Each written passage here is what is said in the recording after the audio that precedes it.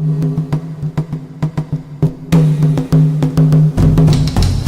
pensée de la semaine.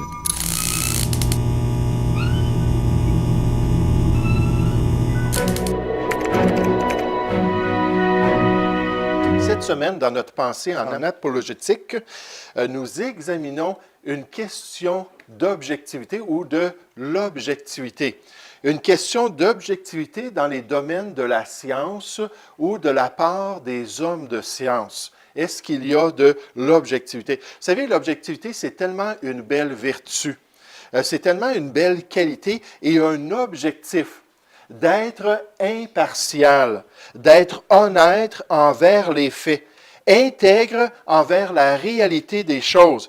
Mais est-ce que c'est possible pour l'homme d'être objectif? Est-ce que c'est possible pour l'être humain de dire la vérité quand celle-ci s'élève contre ses désirs, celle-ci s'élève contre les choses, ses croyances, puis les choses que la personne tient à cœur? Et quand cette vérité-là réfute sa foi et ses théories humaines, est-ce que les gens sont prêts à être intègres? Est-ce qu'ils vont être objectifs ou est-ce qu'ils vont être trompeurs? D'après la parole de Dieu, Dieu nous dit que si on touche à une question morale peut-être, si on touche à une question comme les origines de l'univers, les origines de l'homme, comme dans d'autres sujets abordés par la parole de Dieu, l'être humain va avoir tendance plutôt à être subjectif. En fait, même plus que cela, il peut être totalement trompeur.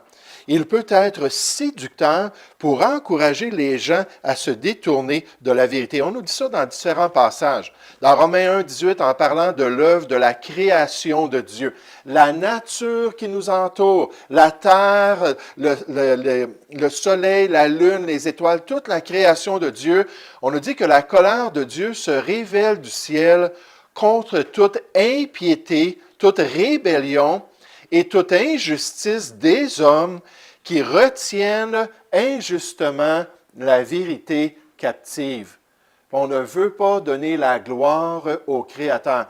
On ne veut pas reconnaître son œuvre. On nous dit au verset 19, « Car ce qu'on peut connaître de Dieu, puis c'est très limité dans la révélation générale de la nature, mais il y a des choses qu'on peut quand même comprendre de Dieu. On nous dit, ce qu'on peut connaître de Dieu est manifeste pour eux. Dieu le leur ayant fait connaître. En effet, on nous donne des exemples, les perfections invisibles de Dieu, sa puissance éternelle et sa divinité se voient comme à l'œil nu depuis la création du monde quand on les considère dans ses ouvrages. Ils sont donc inexcusables. Vous savez, une personne qui n'a jamais entendu le message de l'Évangile, une personne qui n'a jamais côtoyé la Bible ou un enfant de Dieu, un jour, quand il va se tenir devant le Créateur de toutes choses, il va être condamné à cause du message de la création. Ça prend quelqu'un de vraiment éduqué ou vraiment endoctriné pour ne pas voir ce message-là. Cette vérité-là qui nous vient de la nature, c'est quoi cette vérité-là? On nous dit, les cieux racontent la gloire de Dieu et l'étendue manifeste l'œuvre de ses mains, mais pourtant, l'être humain ferme ses yeux. L'être humain endurcit son cœur. On nous dit que l'insensé dit en son cœur, « Il n'y a point de Dieu ». Puis on est entouré d'insensés dans notre société. On est entouré de personnes qui ne regardent pas honnêtement les faits, qui vont fermer leur cœur. Puis même Dieu prophétise que les experts des derniers temps, à la lumière de l'œuvre de Dieu, vont totalement choisir de se détourner de ce témoignage-là. Pierre en parle. Il dit, ces gens-là veulent ignorer. Ils le veulent. C'est une question de choix et une question de volonté. C'est pas que c'est quelque chose qui va venir des faits qu'on voit autour de nous. Ils vont faire ce choix-là dans leur cœur. Comme envers Jésus, n'est-ce pas? Jésus a dit dans Jean 5 au verset 39 aux chefs religieux, il dit, vous sondez les Écritures. Parce que vous pensez avoir en elles les Écritures de la loi, vous pensez avoir la vie éternelle, ce sont elles qui rendent témoignage de moi et vous ne voulez pas venir à moi pour être sauvés. C'était un choix de leur cœur. L'évidence était là. Le peuple disait, n'est-ce pas le fils de David? Est-ce que quelqu'un qui peut faire de plus grands miracles, comme le Messie est décrit dans la prophétie biblique? Et il faisait un choix de cœur. Maintenant, en face du monde et en face de la nature, les hommes scientifiques souvent font ce choix-là dans leur cœur. Ils veulent ignorer, en effet, que des cieux existèrent autrefois par la parole de Dieu. Donc, c'est la création de Dieu qu'on a autour de nous. De même qu'une terre tirée de l'eau est formée au moyen de l'eau. Puis là, Pierre nous révèle dans ce passage-là une des raisons pour lesquelles ils vont vouloir ignorer ces choses.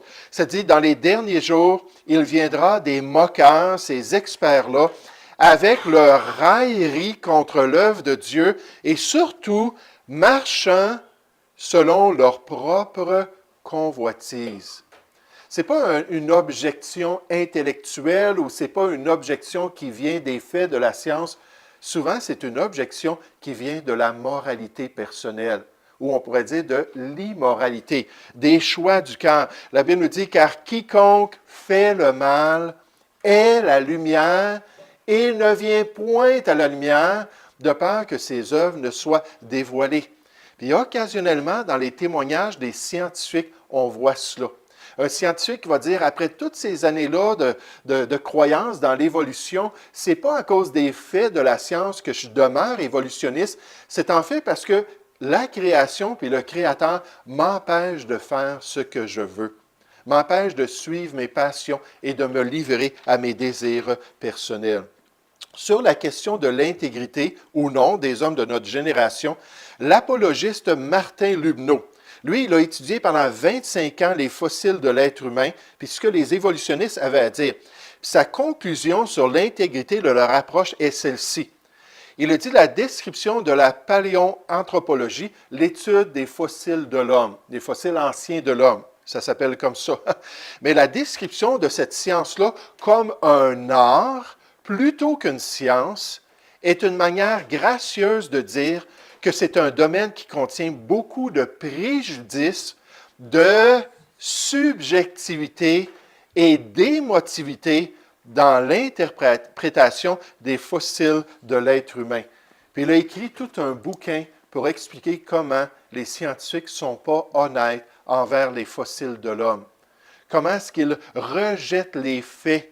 Comment est-ce qu'ils rejettent ce que leur science leur enseigne? Pourquoi? Parce qu'ils ne veulent pas croire en Dieu et ne veulent pas croire dans l'œuvre que Dieu a fait autour de lui. Mais dans plusieurs de ces disciplines scientifiques-là, ces gens-là sont d'habiles artistes plutôt que des scientifiques. Des scientifiques sont attachés aux vérités qui nous viennent du monde naturel. Puis au lieu de faire ça, ils se détournent de cela. Puis là, ils vont démontrer aux gens leurs croyances, mais ce ne sont que des artistes. Ce sont que des peintres ou des sculpteurs pour essayer de former dans l'esprit des gens les mêmes croyances qu'ils ont. Puis en face du témoignage de la création, Dieu nous dit que lui, il nous donne la vérité. Puis enfin, on nous dit que Dieu, au contraire, soit reconnu pour vrai et tout homme pour menteur, selon qu'il est écrit, afin que tu sois trouvé juste dans tes paroles et que tu triomphes lorsqu'on te juge. Puis dans la présentation des faits du monde naturel, bien souvent, pas toujours, parce qu'il y a beaucoup de choses dans le monde naturel autour de nous qui est tout simplement en accord avec Dieu et avec la création de Dieu, mais bien souvent, si on parle des origines ou si on parle de la question de la création ou de l'évolution, il y a une grande subjectivité.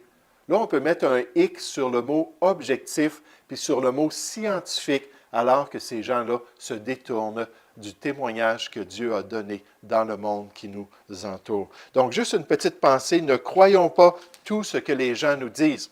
Proverbe 14,15, ça nous dit que l'homme simple croit tout ce qu'on lui dit, puis l'homme prudent est attentif à ses pas. Lui, il va examiner les choses. Lui, il va s'assurer de trouver la vérité sur les choses autour de lui.